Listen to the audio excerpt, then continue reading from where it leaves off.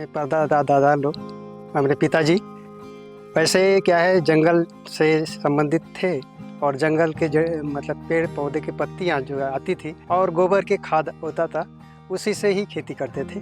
हम लोग जो पहले बाप दादी मन करते थे ऐसे ही कर रहे थे, जैसे गोबर का खाद या डारा बूटा का खाद ये पहले करते थे, वही वाला हम लोग करते थे पहले।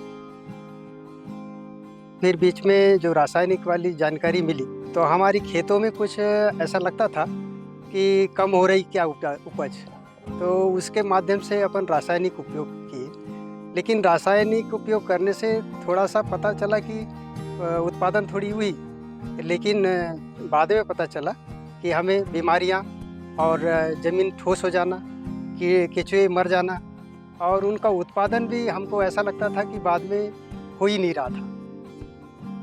हम लोग जैविक खेती में इसलिए आना पड़ा क्योंकि रासायनिक खाद से हमारा बहुत नुकसानदायक हो रहा था।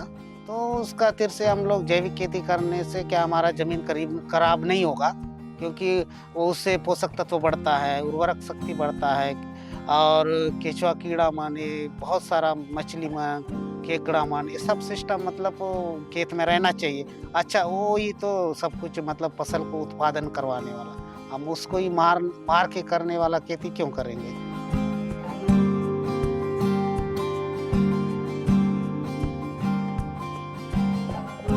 अपने प्राकृतिक संसाधन का ही प्रयोग करके जो भी खाद डालना है, गोबर का खाद डालो और प्राकृतिक का पत्ता हुआ, पैरा हुआ, ऐसा करके बहुत सारा नाडेप खाद बनता है, वर्मी कंपोस्ट खाद बनता है। जैविक का हम लोग सबसे ज़्यादा जीवामृत बना के जैसे रोपा लगाएंगे उसको बाद जीवामृत डाल देते हैं, उसको बाद दान आप मतलब रासायनिक खाद देते हैं, ऐसा टाइप फील पकड़ता है और अच्छा मजबूत पौधा भी होता है। जीवामृत हम लोग बनाते हैं बेसन का, गुड़ का, गोबर और गाय मूत्र और थोड़ा से डेंगूर का मिट्टी, उतना ही मिला के बनाते हैं।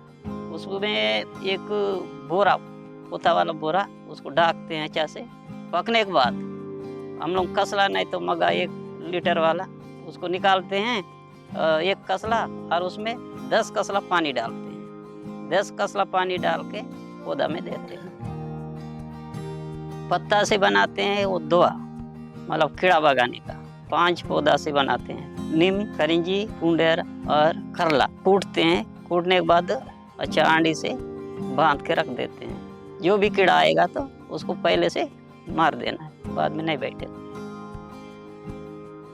मुझे ये सब्जी बाड़ी जितलो बल दिखा दे से मैं गोबर की गोलुआ और आगे डारुआ उतलम पाट को जीवामृत अंडी दवा औसन खाद बना ले लगावा और फिर आटे बाजारे नहीं लंबल मोय बसुन लाई नहीं बिकवाए, उसने ने उन लाई कड़े कड़े बांधुन लाई बिकवाए। मोके बिक तो गज खूब अरिक लागुआ और डंडिक नहीं मुझे 2-3 घंटा में जितलो सब्जी बाजी लंबल खत्म हुआ है। गाय पालने से बहुत अच्छा होता है, क्योंकि गोबर गाय मूत्र मिलता है। जिसके पास गाय नहीं है तो उनके यहाँ उतना नहीं हो पाता है सर। सब्जी उब्जी भी लोग 12 महीना नहीं कर पाते हैं, क्योंकि खाद की जरूरत पड़ता है ना सर। हम भोजन नहीं करेंगे तो फिर हम जिएंगे कैसे बताइए। गोबर का खाद का दवाई बता दिए ना तो फिर बहुत अच्छा होता है। अभी पहले मतलब बहुत कम पलता था सब्जी, भी खाने का पूर्ति भर भी नहीं होता था पहले। अभी अधिक से अधिक होता है कि हम बेचने भी ले जाते हैं, पड़ोसी वालों को भी देते हैं और खुद भी खाते हैं।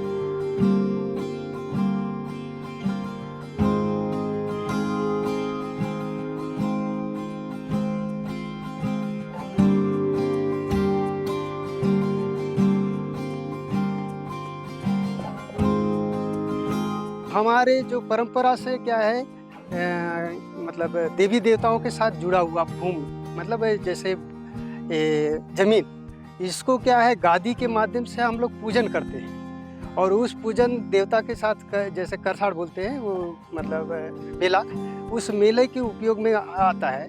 तो ऐसा ही सोच के हम लोगों ने इस दंतेवाड़ा जिले में भूम गादी के नाम से उस परंपरा को रखते हुए नाम रखा है। संगठन बनने से और भूमगादी से जो बात आई कि हम भूमगादी का एक सोसाइटी खोलेंगे, उस सोसाइटी में से एक ही जगह अपन जो उत्पाद हमारी है जैसे मान लीजिए दलहन से लेकर कुटकी, कोदो से लेकर कोसरा, सारी चीज़ों का जो उत्पाद है वो हम उसमें खरीदेंगे और उस खरीदने के बाद उसका बेचने का जो काम करेंगे। तो इससे हमारे लोगों को प्रेरित हुए और विचार बनाकर सभी लोगों ने ज़िले के किसान जुड़ना शुरू हुए और सभी ज़िले के किसान जुड़कर अपन एक भूम गांधी का नाम से संस्था खोला है।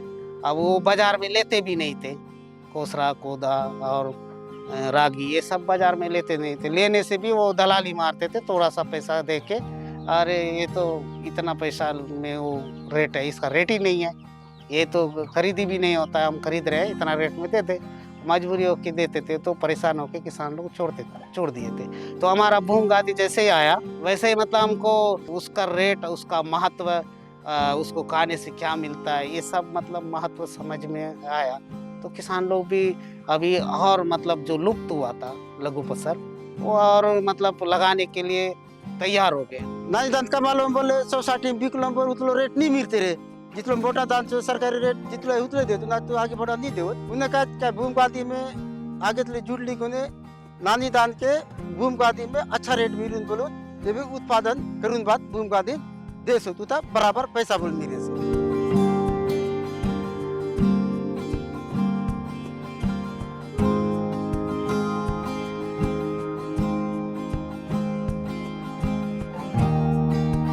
हमारे भूम गांधी के किसानों से जो जैविक खेती करते हैं उनसे धान खरीदी करके हमारे पास आता है। हमारे पास जो दलहन, तिलहन और धान, कोदो, कोसरा आते हैं उसे हम सबसे पहले लाके ग्रेडिंग करते हैं। ग्रेडिंग करने के बाद मिलिंग किया जाता है। मिलिंग करने के बाद फिर उसका ग्रेडिंग किया जाता है, टुकड़ा अलग करने के लिए चावल का। ग्रेडिंग करने के बाद फिर महिलाएं मैनुअली सूफा से एक बार साफ करते हैं। फिर साफ करने के बाद हम पैकिंग करके फिर पैकिंग यूनिट बेचते हैं। पैकिंग यूनिट से फिर मार्केट में बेचा जाता है उसको।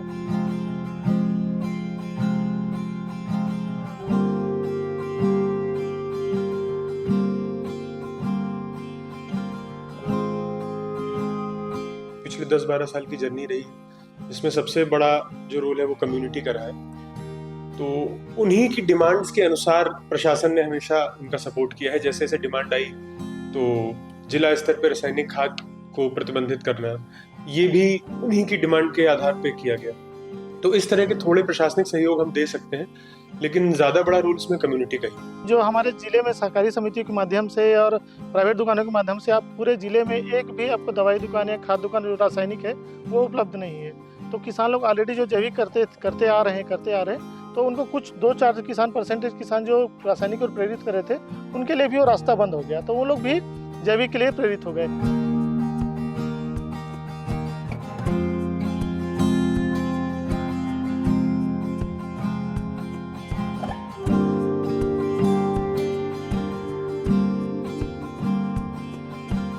जैविक कार्यकर्ता के रूप में समूह का बैठक करते हैं सबसे पहले।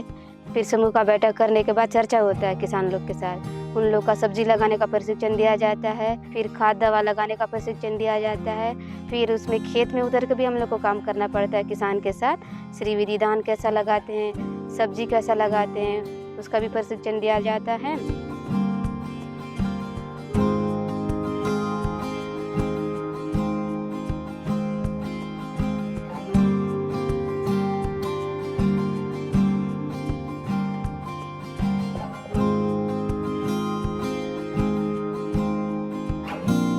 इतने देश में से हमारे दंतेवाड़ा जिला जैविक जिला घोषित होते हुए और पुरस्कृत होने से तो ये तो मतलब बड़ी खुशी की बात होती है। हम तो गदगद हैं। साइकिल छोड़ के अभी मोटरसाइकिल मिल गया, उसको मोटरसाइकिल छोड़ के अभी ऑटो भी मिला, क्योंकि वही पैसा से वो हम लोग खेती करते करते लाए। तो ऑटो तो लाए, पैसा तो अभी मिल रहा है, हम लोग अच्छा से घर बनाएंगे, ये भी सोच के घर भी शुरू किए। एक बिल्डिंग बना रहा हूँ जो अभी ज़्यादा प्रॉफिट आने के बाद, अभी जवान रहते रहते हम इस बिल्डिंग को कंप्लीट करें और मस्त कल के दिन चल फिर नहीं पाएंगे तो फिर हमारा निवास वहाँ रहे। और अगला पीढ़ी को भी यही संस्कार देंगे कि जैसा हम जमीन दिए वैसा दूसरा पीढ़ी को भी आपका कर्तव्य है देने का। ऐसा लक्ष्य देख के मतलब एक संकल्प करके हम चल रहे हैं कि अगला पीढ़ी को बहुत शुद्ध जमीन दिया जाएगा।